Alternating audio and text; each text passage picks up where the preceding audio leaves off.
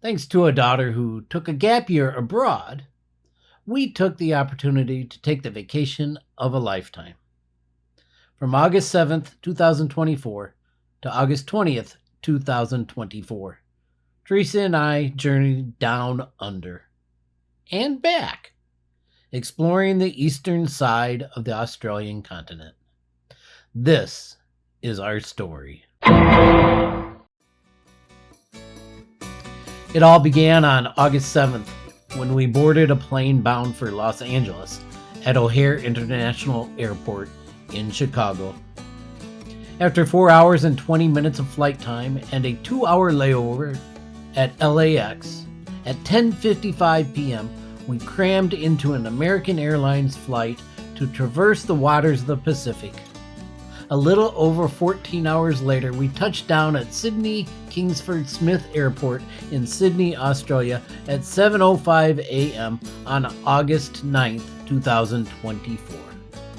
We had completely missed August 8th. There was one more layover and one more flight before we would exit an airport and really be on Australian ground. At 12:05 p.m. we arrived at our first destination, Hamilton Island in the state of Queensland and on the southern part of the Great Barrier Reef. Shortly after arriving at our hotel and marveling at the view from our balcony, Kim joined us, as did a host of other friends.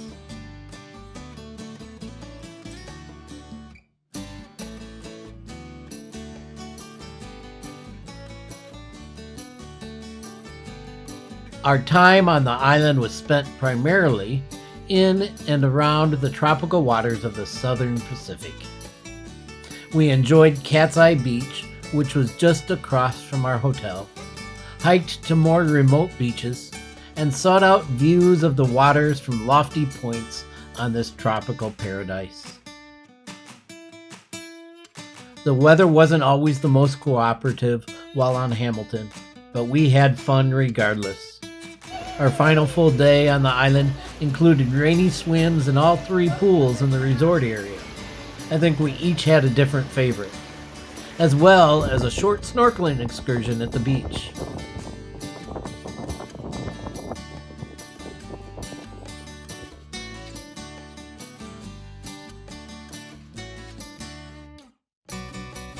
The highlights of Hamilton Island were twofold. The first is a newfound love by Theresa and Jeff, snorkeling. Actually, it was a love of Theresa, and perhaps a passion for Jeff. Our initial snorkeling attempt was on our very first afternoon, shortly after arriving. We were just getting used to it, but were amazed at what we saw through our masks. The second day, we began to get much better at the techniques of snorkeling and were hooked by the fascinating and amazing underwater world. Theresa and Kim even saw a sea turtle.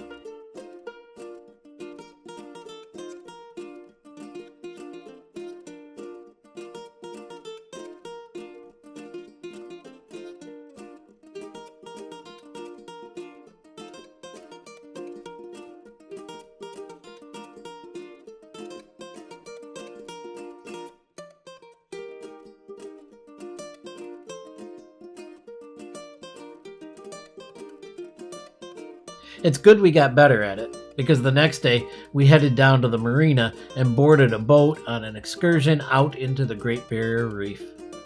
What an experience that was!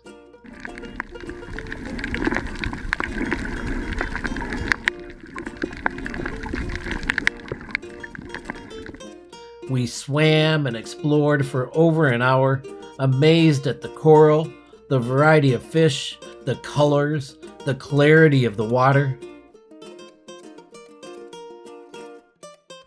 Jeff came back with pictures and videos that fully justified his purchase of an underwater camera for the trip. And he became quite obsessed with it, which explains the snorkeling in the rain mentioned earlier.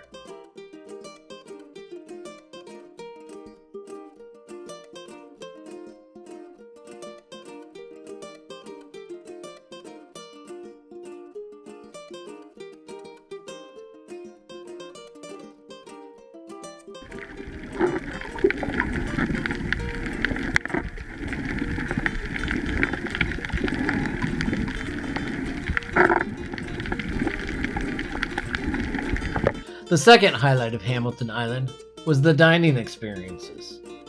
Cost consciousness encouraged us to eat in frequently, but we did eat out once each day. Our cuisine included the Australian staple, fish and chips, Mediterranean, pizza, and of course ice cream, though they called it gelato. But our favorite dining experience was on our anniversary at a resort called Qualia. It turned out to be the most exclusive and probably the most expensive restaurant on the island. And our entrance into the resort reminded all of us of Dorothy and friends entering into Oz. The setting of the restaurant was spectacular. A glass wall on the northeast side of the restaurant fully opened up to reveal the outdoor meditation pool that overlooked the waters of the ocean. Our Ukrainian cocktail waitress and French garçon served us with grace, even though it was most likely obvious that we were out of our element.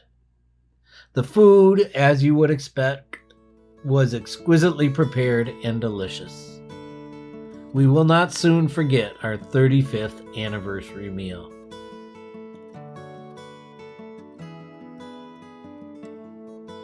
Our final morning on the island proved to be the nicest weather of the long weekend, so we did not waste it.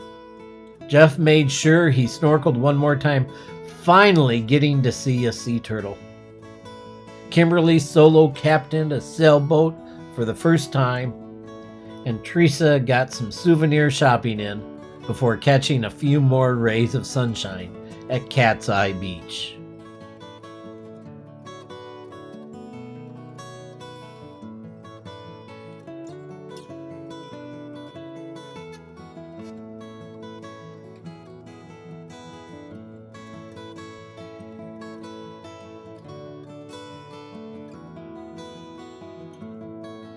Early afternoon on August 13th, we boarded a plane bound for Brisbane.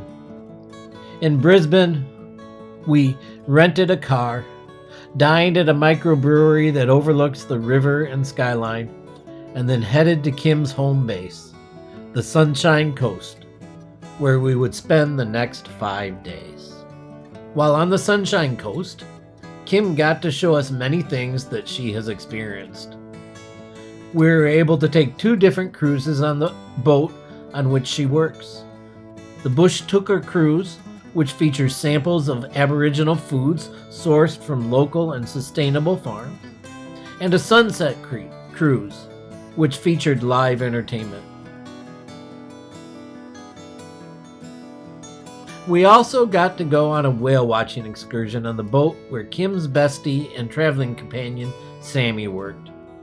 Sadly, we did not get to see Sammy while there, but that is another story you can ask us about at another time. One of the highlights of our time on the sunny coast was something Kim had been waiting to do when we came: a trip to the Australian Zoo. This zoo, founded and developed by the crocodile hunter Steve Irwin and his American wife Terry, features wildlife from all over Australia, including crocodiles, wombats, cassowaries, Tasmanian devils, kangaroos, and wallabies. But our unanimous favorite were undoubtedly the koalas.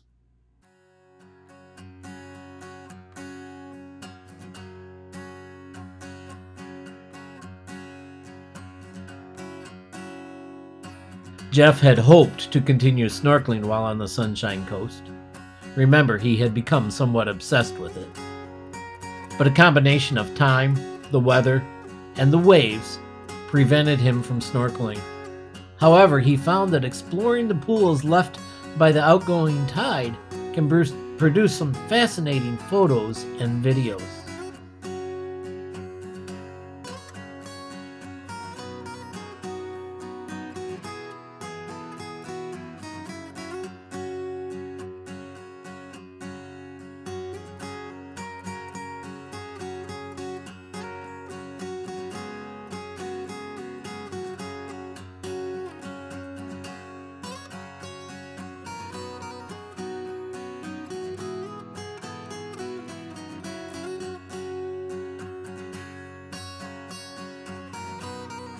One day, while Kimberly was working, Theresa and Jeff got to explore Point Cartwright and enjoy a marvelous sunset. They actually inspired Kim to check it out. Just across the river from where she works, she had never visited Point Cartwright. She finally went there a few weeks after they had returned home. On Sunday, August 18th, we bid farewell to Kim and headed south to Brisbane. After an adventurous return of the rental car, we boarded a plane for Sydney, where we would spend our final day and a half below the equator. Sydney is an incredibly international and beautiful place. I would say of all the cities I've been to in my life, it is the first one I would want to come and explore further. Unfortunately, Theresa did not get to fully enjoy Sydney, or the last day or two on the sunny coast for that matter, as she came down with a respiratory bug that was going around Australia. So while she rested in the hotel, Jeff ventured out and explored the city, found the Opera House and Harbor, and was her personal DoorDash deliverer.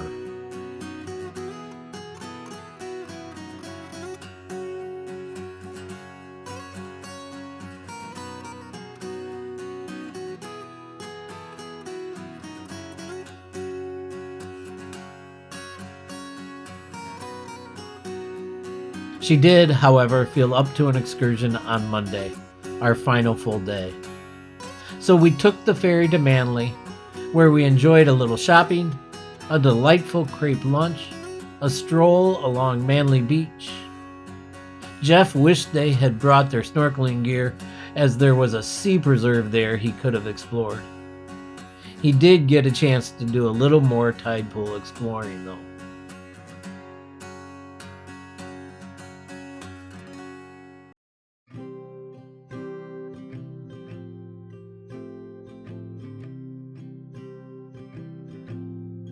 On Tuesday, August 20th, we met an Uber outside our hotel at 6:30 a.m. On that same day, at 5 a.m., we landed in Los Angeles. And then after 24 hours of travel, we arrived at O'Hare Airport at 3 p.m. If that math sounds a little funny to you, you're right. It was the longest day of our lives. But we were happy to endure the longest day of our lives in order to enjoy the vacation of our lives.